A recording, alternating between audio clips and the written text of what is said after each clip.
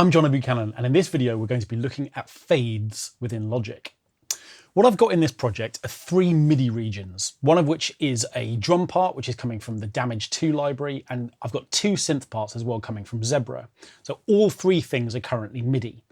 And what we're going to do is we're going to personalize the content that's coming from these MIDI regions. One thing that happens with loops is they're dynamic, they're adaptable, they do interesting things, but because they're looped content, what we tend to find is that everyone who has access to those libraries uses those loops in the same way.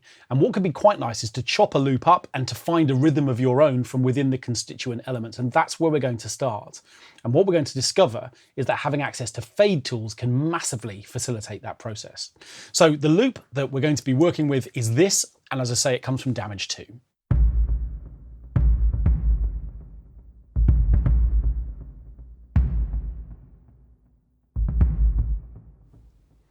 Okay, so in order to have access to fades, this region needs to be audio and it's currently MIDI.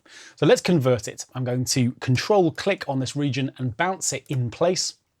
And I'm going to call this loop 1. And I'm just going to save that. So what that's going to do is to convert the MIDI into audio, and we can now see the waveform for this particular region.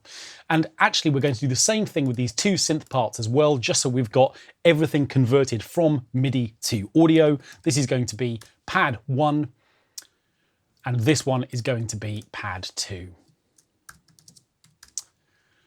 And what I'm going to do is to grab the original MIDI instruments, all 3 of those, just by command clicking on their tracks. I'm going to drag those to the bottom so we've got all of our audio at the top, and I'm going to make the synths purple, and I'll make this drum loop blue just so we can see the difference between the 2 things. Okay, let's mute those pads for a moment, and we'll mute all the original MIDI as well. So we're focusing on this first audio region, which sounds like this again.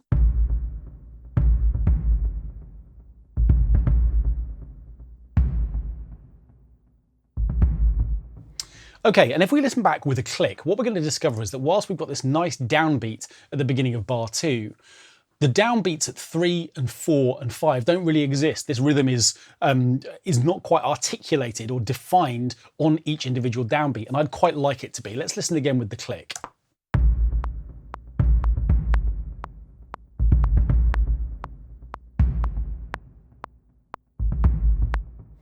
So what I want to do is to chop this loop up in order to create a rhythm of my own. And in particular, what I want to do is to articulate the beginning of bar 3 and bar 4. And the hit that I'd like to use to do that is the one that occurs here halfway through beat 3 of bar 4. This has got this nice sort of impactful sound. And what I want to do is to have that be the downbeat at the beginning of bars 3 and 4. So what I'm going to do is to chop this moment right here. And what I'm also going to do is to chop at bar 3 and also at bar 4, so that I'm in a position to chop out the audio that's currently happening in those positions and substitute in this moment instead. So I've got rid of the regions I don't want.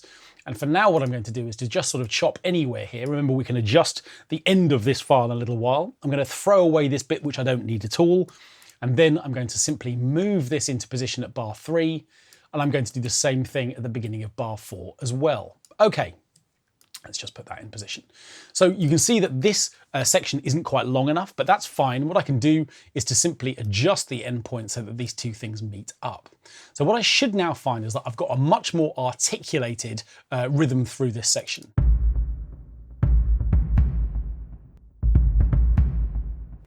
Okay, and sure enough, that's working quite nicely.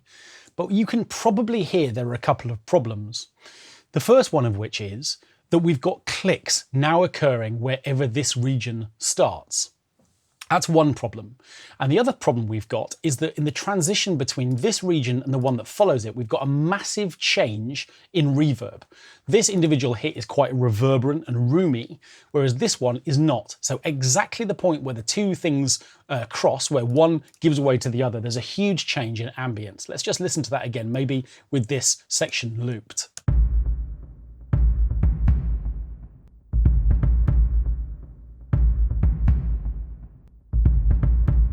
So you can hear the clicks and you can hear that change in ambience.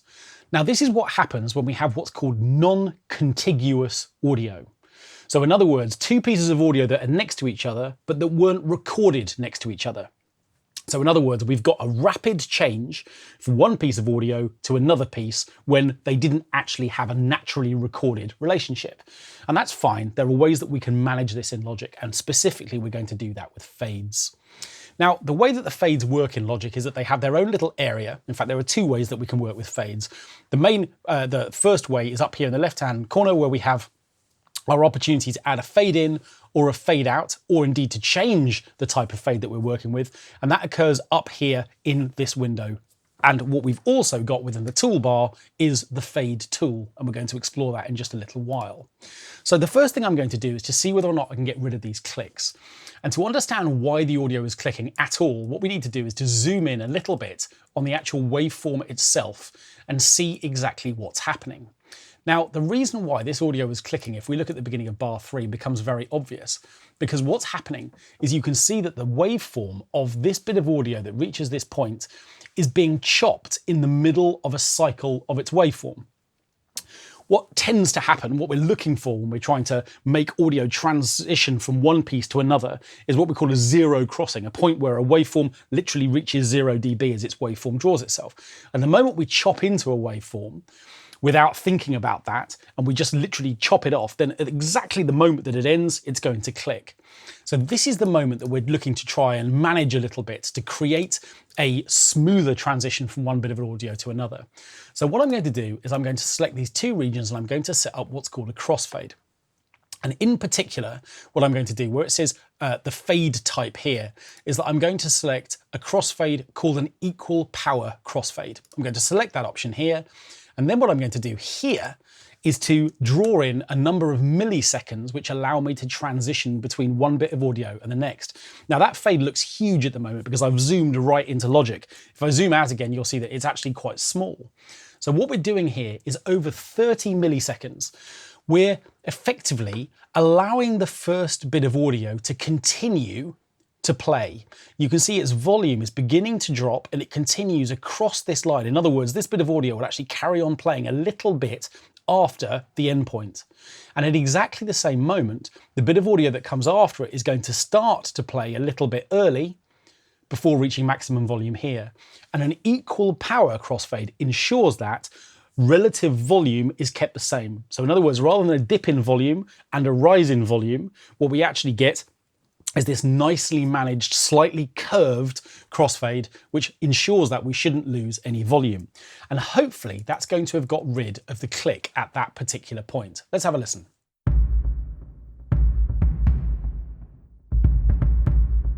Okay, so that one is now gone. You can still hear that it's still clicking at the end, but this one is now being looked after. Now let's look at a slightly different way of crossfading. What we've got here is our ambience problem. We've got a file that's full of reverb becoming a file that has no reverb in it at all. Now, we can address that in a number of ways. I could change the point at which this region becomes this region, so we could literally just move the transitions between these two things. But we can actually use a crossfade here as well, just to ensure that the reverbed version of this sound continues for longer, at the same time that the quieter, less reverberant version begins to fade in. Yes, sure enough, we can use another crossfade. This time, I'm going to use I'm going to access this through the toolbar. So I've pressed T, I've selected the fade tool, and this time what I'm going to do is to set a much longer crossfade so that we get a much smoother transition across that gap.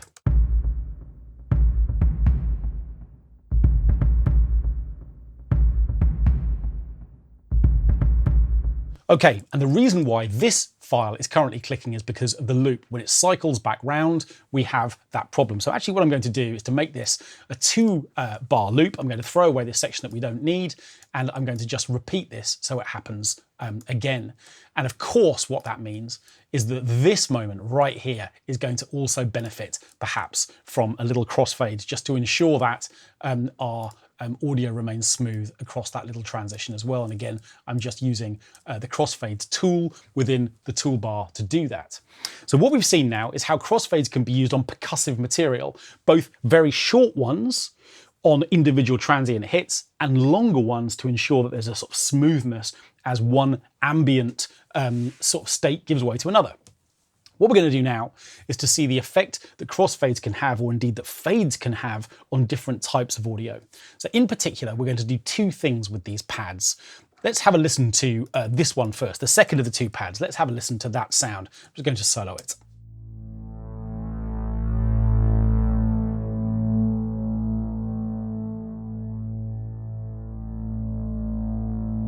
Okay, so we've got this big raspy pad. Now, the first thing I want to do is to make sure that it attacks or speaks immediately. And the way that I'm going to do that again is I'm simply going to just sort of slide the start point along into the sort of middle of this waveform, somewhere where it's a bit louder, and I'm going to move that back to the beginning. Sure enough, of course, that means it's going to click at the beginning. Sure enough, there's a nasty little click on the front of there. So the first thing I'm going to do is to select a little fade in exactly the same way that we've seen that we can sort of massage the ends of audio files by selecting little fade outs to make sure that they don't click. We can do the same thing at the beginning, and this little fade in is so short, it's 5 milliseconds. So we're never going to hear that as a sort of an attack time, but what it will just do is to take the click away. And then we could have some fun, maybe thinking about whether or not we could actually turn this pad sound, now that it's audio, into something which is much choppier. What might happen if we suddenly decided that we wanted this audio to play back in sort of eighth notes? Well, here's an interesting little technique that we could use. If I grab the scissors tool and I click on this waveform, I'm going to click here, the first eighth note, and I'm going to hold down the Option button, which is going to produce what's called a multiple divide. What that does is it chops up all of the audio into eighth notes after that point. So not just a single chop, but multiple chops. And then what I can do is to say, right, actually, I'm going to take each one of the second one of these out. I'm going to leave one in place, and then what I'm going to do is to remove every other one. I'm just literally throwing away the ones in all of the gaps. And let's just do this for 2 bars so that we've got something which matches the rhythm of the drum part that we've put in above it. Okay, well, if I solo this sound, what we're going to hear now is that this pad has been chopped up.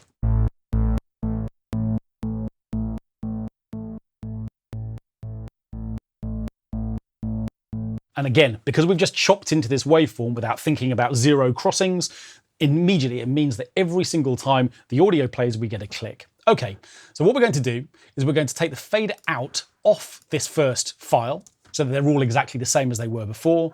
And this time I'm going to click on the track to select all of the audio that's on this individual track. And I'm going to re-establish a 5 millisecond fade in. But that, of course, now means that every single one of those regions is going to have a 5 millisecond fade in. And I'm going to put a 5 millisecond fade out on the end as well. And now, hopefully, no more clicks.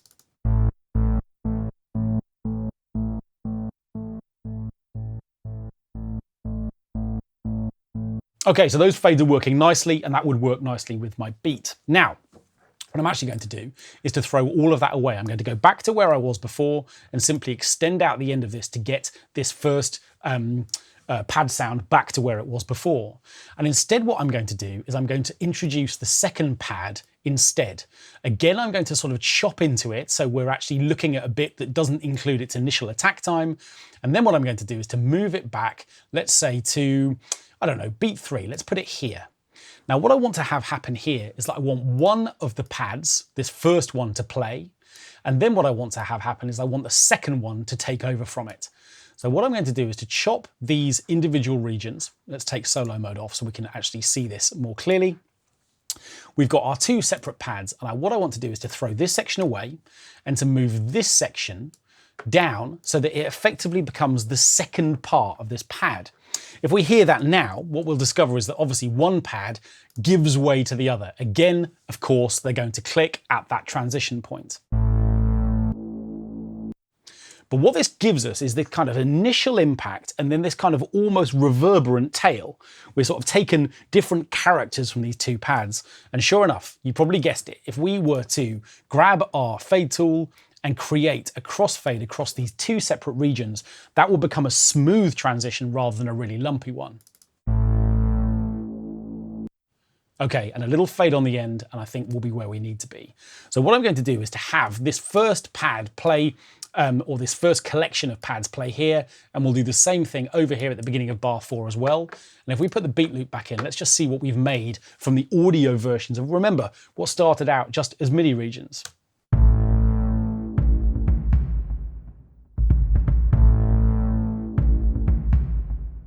That's nice. If we were to increase the second one of these pads so it just plays through for another couple of beats, and maybe what we do here is to increase the fade out time to something more like 3/4 of a second or 750 milliseconds, or even a second. Actually, looking at those tails, you can often get a sense of how long these decays are going to last simply by looking at the tails on them. Then I think we'll end up with quite an interesting effect.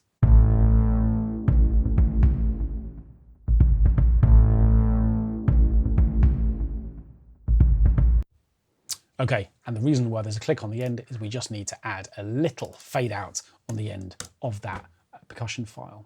So within this film, what we've done is we've looked at fades in a number of different ways. We started out with MIDI regions and we converted those into audio so that we have the benefit of working with fades. Then what we decided to do is to make our own rhythm out of the percussion loop. And that involved chopping it up and then moving bits of that audio file around. That gave us what we call non-contiguous audio. And whenever that happens, we need to just slightly manage the transitions from one bit of audio to another. And we discovered that equal power crossfades are a really good way of doing that. We then did the same thing with the pads, but with much longer crossfades, so that we get this kind of sonic shaping. We get a chance to have brand new sounds emerge out of the transitions from one note to another. And what we've done just there at the end is just to make sure that we haven't left any fades out. Little fades ins on the beginning and fade outs on the end, just to make sure that we don't get any clicks within our audio anywhere.